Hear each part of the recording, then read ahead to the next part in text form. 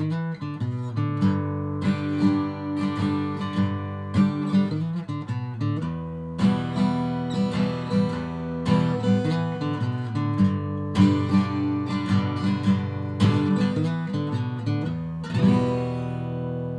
how you doing? It's Colin Daniel here from riffninja.com. Good to see you today.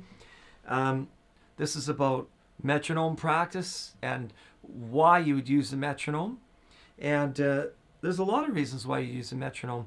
I get the line from people I've played in bands with, and they say, oh yeah, I got perfect timing. My timing is dead on. You know what? It doesn't matter how good your timing is. One way to tweak it up is with a metronome. I got this little puppy here. This is a little quartz metronome made in China. It's pretty simple. They're about 15, 20 bucks, maybe depending where you are. It'll go way up. It goes up all the way up to like 250, I believe, on this one. You just press the button and it can go up in 1 beat per minute increments, all the way up to 250. Yeah, that's at 198 right now. Why would you practice with a metronome? Well, even got the A in there. Can you hear that? There you go. Bonus extra. This one's got a little red light indicator. So if you don't want the click on, you can just go to the red light indicator. I found that didn't work very good for me. I like to hear the click because I like to be on top of it. Why would you practice with a metronome? It will definitely improve your timing. If you're a beginner, it will definitely help you get the timing distance between chord changes and will make your feel more precision. In the end, you still have to feel what you're doing, but the idea is to have a better inner clock development. And this is one way of doing it, is practicing with a metronome. You could practice with a drum machine. That works pretty good too. If you've got a drum machine, that's really just a metronome. You can find drum tracks on the internet, background tracks and stuff like that, and that's good practice because it's using a digital drum machine and it's fairly precise. What you really want to do is practice with a timing device. It's fairly precise. Just tapping with your foot isn't enough. Some people definitely don't have a natural sense of rhythm right off the bat, so it's a good thing. Now, when you're practicing, like this is for chords, when you're practicing, you have to find a comfortable time, right? Now, if you can hear it, I might decide I want to count these in fours, like this would be quarter notes. This is at 100 beats per minute right now, and you can see it right on my screen. 1, 2, 3. You know, and I'd count it, and I'd leave it going for a minute, and just count it to get happening with it, get the feel of it. 1, 2, 3, 4. Now, if you're practicing chord changes, say you're practicing G, C, and D, right? And you're just trying to get better at G, C, and D with your changes because you want to learn a few songs that have G, C, and D in it, or you want to get better so you can actually play a song with G, C, and D in it, then you'd want to practice these chord changes. And you could practice them in any order you want. It doesn't have to be boring. You can make it interesting. You can make your practice really interesting, but use the metronome as a guide. So now the trick is to get each change on top of the beat. So all the way through while I've been talking to you, I've left this thing on. Okay, now I'm getting the feel of it. 1, 2, 3. And then you have to decide like how fast of a change you want. Like, I mean, I'm experienced enough where I could change with each chord beat, you know.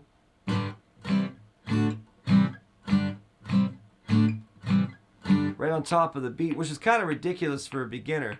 You don't want to do that. You want to leave, like, I would say leave at least a bar in between your chord changes because you need to adjust to it.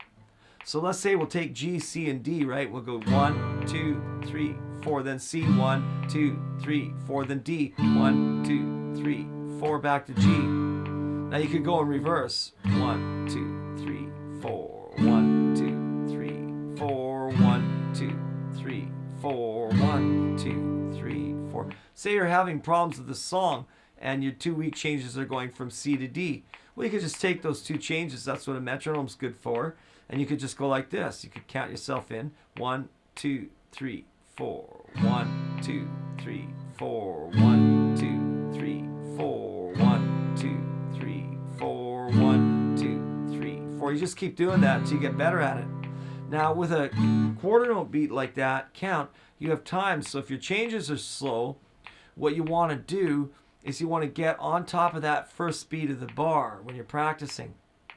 So if I'm counting in groups of 4, which is a basic 4/4 bar of quarter notes, you might want to go, say you're struggling with the change, and you go 1, 2, 3. Give yourself the 4th beat maybe to get to the D chord if you're too slow. Because I'm doing it in less than an 1/8 note beat. I'm going 1, 2, 3, 4, 1, 2, just at the end of my 4 count. I'm going to the change, but you won't be that fast at the beginning. You might want to give yourself a whole beat. So you might want to do this, right? 1, 2, 3, change. 1, 2, 3, change. 1, 2. So you're giving yourself a beat to change. Let's go through the G, C, and D like that. 1, 2, 3, 4. 1, 2, 3, 4. Okay, I'll do it again. 1, 2, 3, 4. 1, 2, 3, change. 1, 2, 3, change. 1, 2, 3, change. Notice how I'm changing. Now, if you're slower, that gives you time. Like 1, 2, 3, change. 1, 2, 3. You know, you can, if you're struggling a bit, if you're still struggling, slow the sucker down. Hard for me to do that out of habit because I can change so quickly I don't think about it. But let's say we took it back to 55 and treated each beat as a quarter note. Now we're at 55 beats per minute. Can you see that? Good. Hopefully you can hear that too. 1, 2, 3, 4. Now you got loads of time. 2, 3, change. 2, 3, 4. You know, and there I am again going too quick for you, just out of habit. But you could leave yourself as many as 2 beats, right? The important thing is to get your change on the 1 beat of each 4/4 bar. Since 90% of the songs you probably ever play in your life are based on 4/4, this would be a good way to practice. 1, 2, 3, 4. 1, 2, 3. Get your change going. 1, 2, 3. Here's another quarter here. 1, 2. You know, and you've got lots of time in between that, right? For me, that's way, way, way too slow.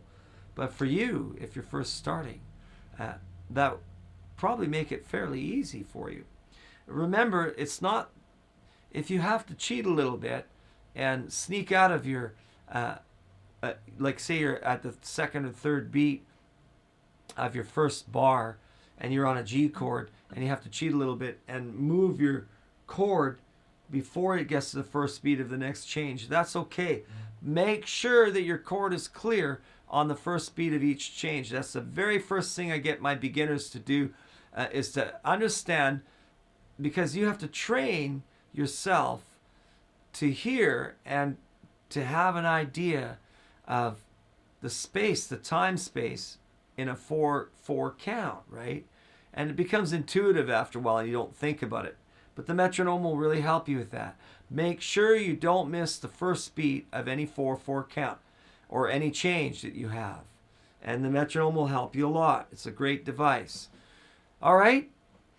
If you want to find out more, I've got a really good beginner's course. I'm really proud of it. I've put a lot of time and effort into it. It's called The Definitive Beginner's Guide to the Acoustic Guitar. And you can find out more about it at riffninja.com/beginner.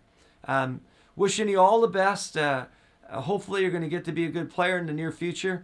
And keep practicing. We'll see you again soon. Take care.